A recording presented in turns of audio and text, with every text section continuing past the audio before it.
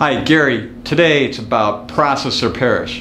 You know, it was W. Edwards Deming that said, if you can't describe what you do in a process, you don't know what you're doing. Now, Deming was known for helping the Japanese recover their entire manufacturing base after World War II with this 14-step manufacturing process. You know, recently Toyota was just named the largest auto manufacturer in the world again, outpacing GM after some of the problems they had with the tsunami last year.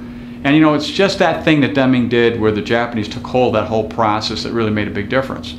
So, you know, what's in a process? Well, let's take a look at your business. You have a certain philosophy, a mission, a culture, a way of doing business.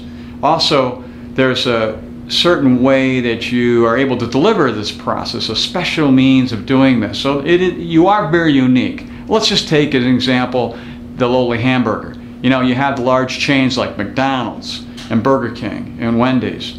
And then you have regionals like In-N-Out Burger on the West Coast and Five Guys on the East Coast, and here in the Midwest we have Culver's.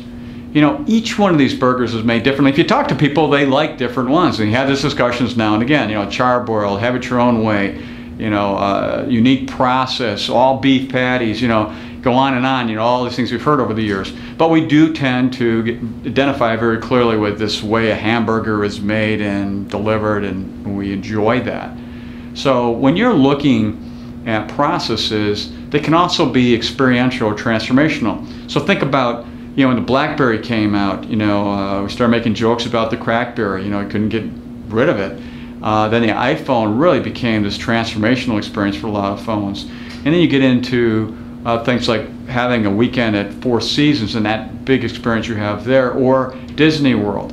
Or even think about Googling or TiVoing. You know, these are verbs we use for common things we do every day. But all of these names have processes behind them and so forth. So you might have a 16-step manufacturing process or a 32-point checklist. Yeah, that's hard for people to get their arms around. Break it down to 3 to 5 steps. Make it simple and easy. Now think of something that we're all familiar with back from Gulf War I.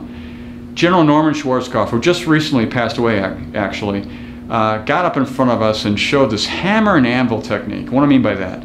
Well, you had the infantry coming out of Saudi Arabia going straight north towards Iraq, and then you had the tanks coming out of the west, the cavalry, you know, this hammer coming down the anvil. And it just basically destroyed the Republican Guard and the other armies of Saddam Hussein in less than a week. And it was really phenomenal, very simple strategy that when we watched him show it to us on TV, it became very clear what they did.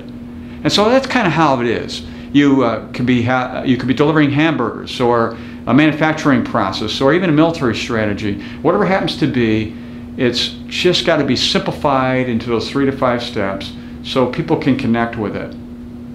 Now, next blog, we're going to talk about how to do it. Going to give you an actual example of once to walk you through it to see how you might want to even consider it in your own business and how to do that. So until next time, when you check in, enjoy.